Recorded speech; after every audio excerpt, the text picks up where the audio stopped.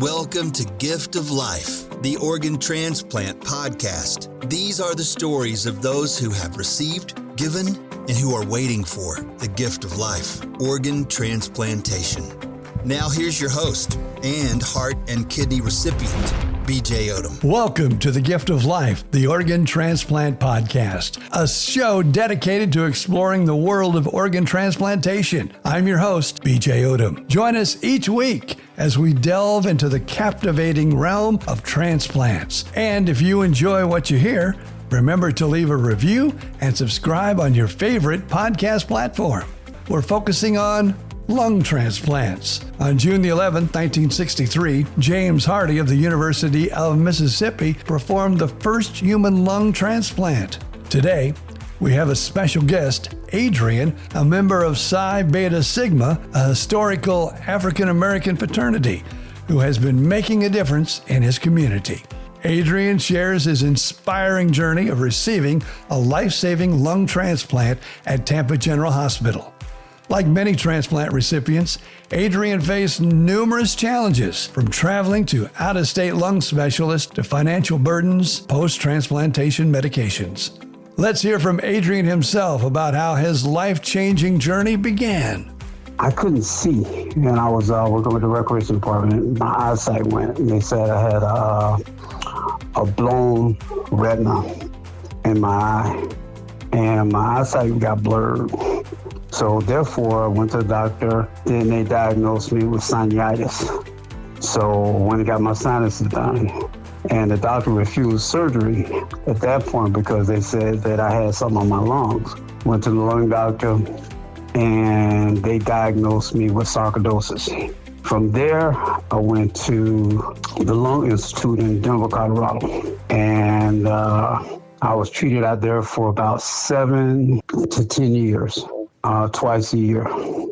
And it came to an impasse. They just said, it's not getting any better. It's not getting any worse. So they said he's going to need a transplant. So came back home, put me on the list, less than 6 months, got the transplant in January 3rd, 2015. The lung didn't take at first, battled with that, but went through infusions. And after that, infusions gave me kidney failure. Came through that, and to this day, I'm good. Oh, good deal. So then was you having problems with breathing, or you wouldn't even know anything was wrong with your lungs until they diagnosed, because of your eyes? I think it was my eyes. And then once they diagnosed me, I couldn't walk at work. I couldn't walk at work from like 2 to 3 feet, and I would just give out of breath. Oh, wow. And I knew that I had it, but I didn't know what effects, because I didn't read up on it. What I'm saying? They already had told me I had sarcoidosis and all that kind of stuff. So, I was like, okay, and the guy told you, doctor said, it's not going to be the same. You're going to have to consider not working. And I said, oh man, it's going to be rough. No kidding in this day and age. It's going to be rough, man. You know what I'm saying? I mean, I was doing okay. I'm like, okay, so where do I go from here? So after that, I just said, you know what? Let me figure this out. So I passed out at work, and they told me that, I need to consider disability. Went on disability, and, and it just, from there, it just went, it wasn't an easy road by no means. I'll be honest with you. It wasn't an easy road. It was never missed a day of work in my life. I was supervisor for the county recreation department, never missed a day. But it was just, the system is designed to push you out, if I'm saying that correct. And I kind of understand what you say, because I actually did radio and I did stand-up comedy, and they told me, all of a sudden, they said, you need a heart transplant. You're at the stage now where you just need to stop working. And I go, I talk on a microphone. I stand on a stage. Right. I make people laugh. I mean, it's not strenuous. I go, no, you don't get it. You need to stop doing everything until you get this transplant. Right. So now I'm 64 years old. I have 2 masters. I have a bachelor's. Even if I wanted to go back to work, who's going to hire me? Yeah. I mean, at my age, You see what I'm saying? Who's gonna actually hire me? You know what I'm saying? And then who's gonna hire me? You know, I mean, you know, the least pay. You know, you got to make. I mean, I'm about to make at least $100 and something thousand. It's almost impossible. Yeah, and I feel you, and I understand you now. Luckily, when I had my heart transplant, I was like 50, and I got to go back into the radio business for a little while. I'm retired now, but I also, you know, went back to stand-up comedy, basically, you know. But what really took me out of the game, I had my transplant in 2003, but by 2015, because of the meds, took my kidneys out, and I needed a kidney transplant. Now, with your kidneys, when you had failing kidneys early in life, you know, with your lung problems, did that take out your kidneys? Did you need a kidney transplant too, or did they fix that? Well, no. What happened? My kidneys came back. I went and got the infusions. After you get a lung transplant, you have to go to 3 infusions to make sure there's no germ in the lungs. So we have to go through a whole rigorous process. You know, you have to go see a psychiatrist and all that kind of stuff. I remember that. That's part of getting a transplant, because they don't want to give, you know, great lungs to somebody that's going to go out and do crazy things and ruin the job. And well, I remember the issue is that they, you know, the reason they don't want you to see the reason they want you to see a psychiatrist is to make sure you can handle it. You know what I'm saying? Because you're finna go undergo a whole different animal, because one, you're gonna have to be disciplined enough to take your medicine. You're gonna have to be disciplined enough to, you know, after the fact, you know what I'm saying? I mean, it's, you know, your body is finna do a complete 360. So it's a totally different animal. I was gonna say now, what year did you say you had the transplant again? 2015, okay. January 3rd, 1 o'clock. So you're almost 10 years out then. How is life today? It's pretty good. Like I said, you know what I mean? I you know, there's no problems. I mean, I just had a problem just recently. I went to, I took the shingle shot and I took them all at 3. That was probably my fault, but it kind of shook me up a little bit. But other than that, I'm good. And all you needed was, I will admit to you, I talked to many people with many different organs. I've talked to donor families, but you are the first person in my entire life that I know of, because, you know, sometimes with us transplant patients, we go walking around, you know, with, you know, in life, and people would never know that, like, you went through a lung transplant. They never know I went through a kidney and a heart transplant, so they don't know. But as far as I know, you're the first person I've ever talked to with a lung transplant. Yeah, it's a totally different process, man. I mean, it's a process. You know, I talk to people with kidney, liver, and all that kind of stuff. Nothing, no level, no, you know, it's not to distinguish either the two. But we go through a whole rigor of testing and psychiatrists and psychologists and all that kind of stuff, man. Financial literacy and the whole nine. And, you know, the after effects, man, we have to take, you know, a whole lot of medicine, same with you. And, you know, some of them are the same and some not. But it's just the financial hardship that it can put somebody in. And nobody ever realized that. I mean, I've heard when they were raising money for, you know, when I first got my transplant, I've heard people say just negative stuff, you know, I mean, it doesn't really bother you, but they don't even know that it's for Valsite, it's like $2,500. You know what I'm saying? They don't know that you got to live afterwards. You know, you're talking about a $45,000 hit in a run of a 2-year period, and you still got to live. And of course, you got, you know, family too. You're obligated to take care of them. Well, the problem is that the government, you know, you know, you can't be on Medicaid. Medicaid won't pay for the O5 medicines. Now, see, I didn't know that. That is a problem. You see what I'm saying? They won't pay for it, and they will only pay for a kidney. They won't pay for any other organ. Oh, wow. Now, see, I'm learning things today. So you had to pretty much back on, you had to bank on a lot of money you had. My income was too high for me to be on any kind of subsidized program. unless I just give everything over. Like the system say, you gotta give up everything to your relatives, and then you just go and be poor. But you risk a lot. Oh yeah, I can see that. You see what I'm saying? So I'm on share of costs now, and my income is too high. Mm-hmm. And they'll pay for my medicine once it gets too high. But it fluctuates. Prograf, Valsite. I'm not on Valsite anymore. Thank God. Yeah. I know the heart you go through in the beginning, it seems like you're taking like a whole trunk full of meds. And then as time goes by, some of them get tapered off, but some of them are with you for life. Oh, no, man. We take Prograf, mycophenolate, Cellcep. I mean, it's a whole lot. It's a whole list of medicines. Prednisone, all that, and then they take off Valsite. The Valsite is the one that's really extremely high. Mm-hmm. So is Prograf. Prograf is high. I did my homework prior too, but all those medicines that like you can get scholarships and stuff like that. They kind of screen you. So you got to get them at a certain time.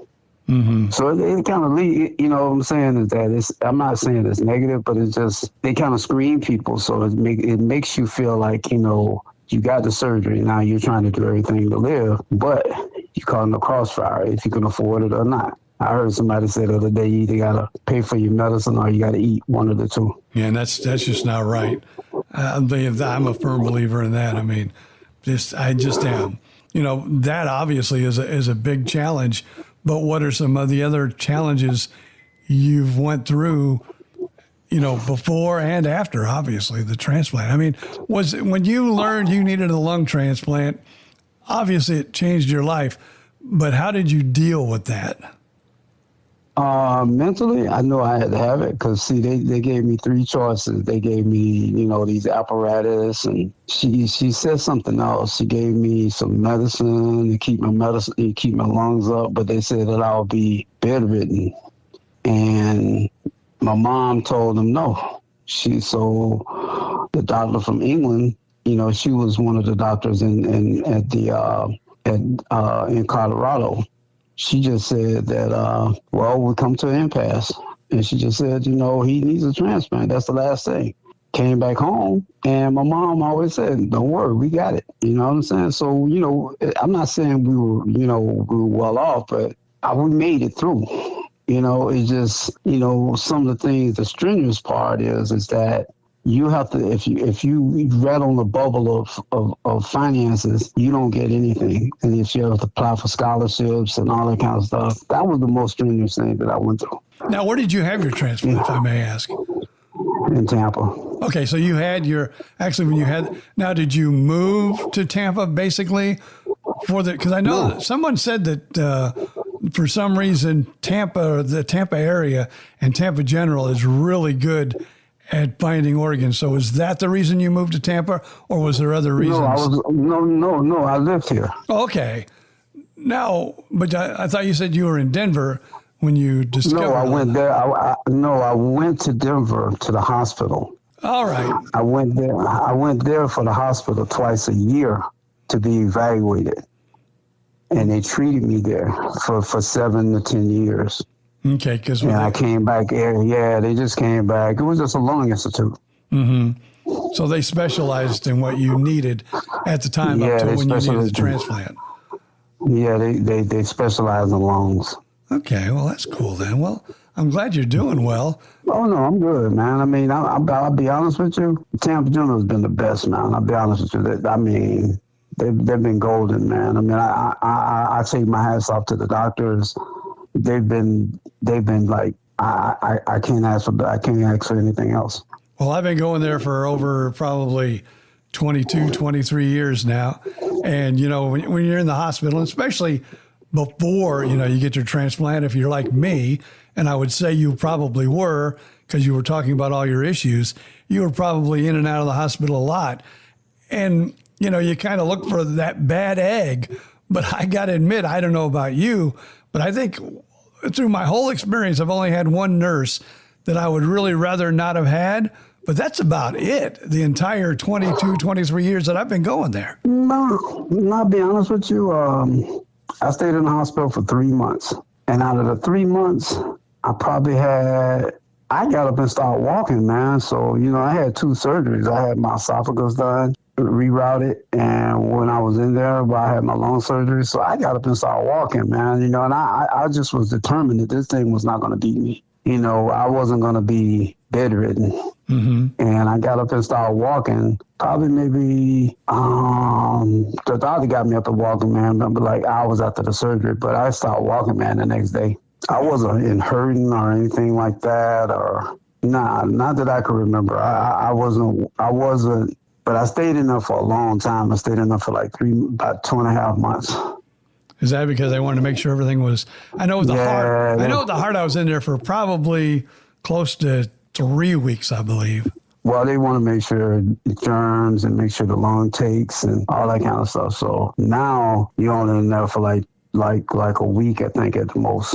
Yeah, the insurance issue. There are insurance issues, and people are not. You know what I'm saying? So they got these doctors where they receive at home now. So I don't know the gamut behind that, but I haven't witnessed that, so I can't say.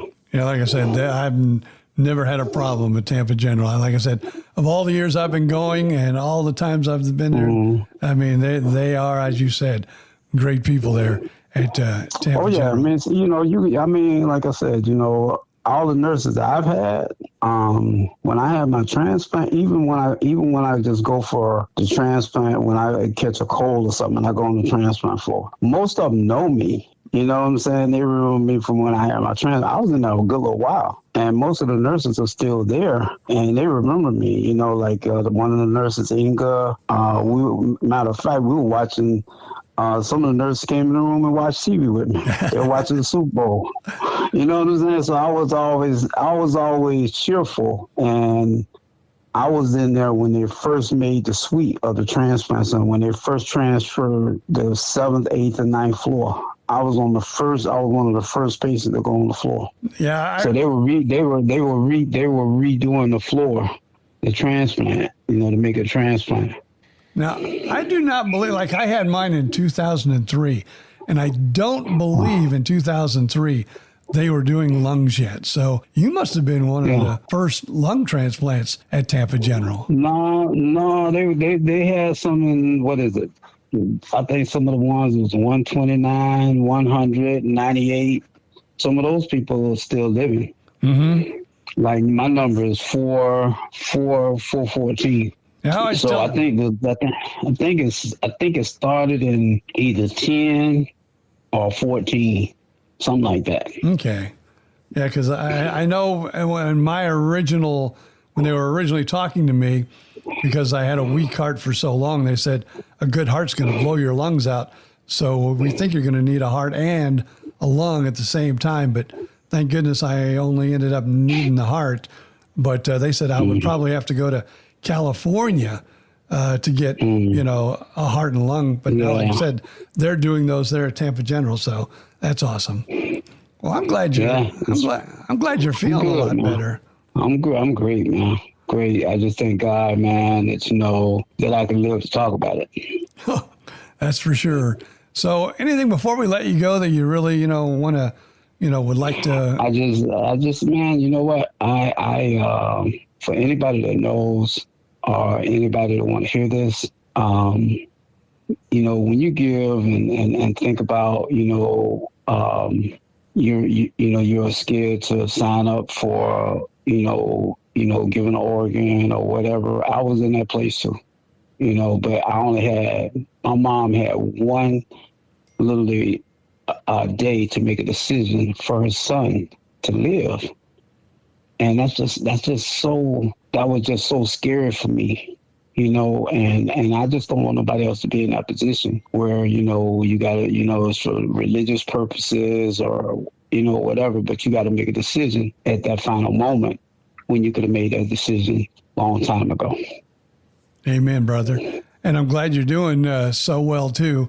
One other thing I was going to ask you though, and that's what I hate about sometimes when you take these meds, my brain doesn't work the way I want it to, especially because I think it's coming because of age also, because I'm almost 70 now. But it's so important, for people to make sure they have that conversation with their families to know, hey, I want to be an organ donor, because, they do make that final decision at the very, very end. And it sounds like but you just don't want to be caught in a crossfire. Somebody have to make a decision for you. You know what I'm saying? My mom made that decision. She just said, because I wasn't married, she said, hey, he needs an organ. Mm-hmm. And if it wasn't for somebody that was donating, I probably would have been on the list for maybe still till now. Because I got called twice, and it was a false call. So, I just thank God for that, although a person had to die to give me an organ, but I'm still here to hear my story. Now, I've talked to a few people here on the podcast that have met their donor families. Have you met your donor family by any chance? No, I don't think they're ready. You know what I'm saying? Because, they're in the next, when they do the lung is like the next door. So, basically, I don't think the family is ready to do that. So, but I did write them immediately. And that was, for me, that was a very hard letter to write, because you want to say how great you are doing, but then you don't want to really say how great you're doing, because that they've lost a loved one and they're, at their low right now. So to me, that was one of the toughest letters that I ever had to write. Yeah, man, I wrote it and I teared up a little bit, you know what I'm saying? But I'm good, and I thank God every day that, I'm here to tell about it. Now, I've asked a few transplant patients this, and a couple of them have had some pretty interesting answers, and I'm going to shoot this one at you. They say sometimes, like you can pick up some of your donor, like what they like or what they like to eat. Has anything changed with you that you noticed after you got your transplant? Yeah, I wasn't afraid of heights. I was actually a swimmer and a diver and all that kind of stuff. And I'm afraid of height. I can't even go across to St. Pete Bridge. I would not drive across it. I don't know what that is, but that might be because of what, because the girl was 22 years old. So I don't know if that's what she was afraid of, but I'm scared of heights. I freak out. And before that, you were fine going over the bridge? Yeah. Well, I never was a big football fan at all. And now I'm probably one of the biggest. And I really wasn't even into sports that much. Probably, from being sickly as a kid even. I wasn't able to play sports. But now, like my wife probably wants to shoot me once in a while, because I'm always wanting to either turn on a basketball game or a football game. You name it. If it's sports, I'm in front of television these days. Yeah, they say, Dr. Rolf was telling me, say that's probably because, they say sometimes you pick up their traits, Pretty amazing to hear you're doing good, my friend. And I hope you continue. And like me, every time I go in, I say, well, I'm trying to hit the record for the longest living heart transplant patient. Not longest living, but the longest with a heart. And of course, right. I wouldn't doubt you're trying to hit your record too with the longest with a lung, right? Yeah, I'm gonna stay as long as God got me here. All right, man. I appreciate it. And you have a super awesome day. And thanks for joining us on the podcast. Thank you. That wraps up our insightful conversation with Adrian about his incredible journey of a life-saving lung transplant. We hope you found his story inspiring and informative. Join us next week for another compelling episode of Gift of Life, the Organ Transplant Podcast. Remember, the gift of life is truly precious. Thank you for tuning in. Till next time, I am BJ Odom asking you to enjoy the gift of life.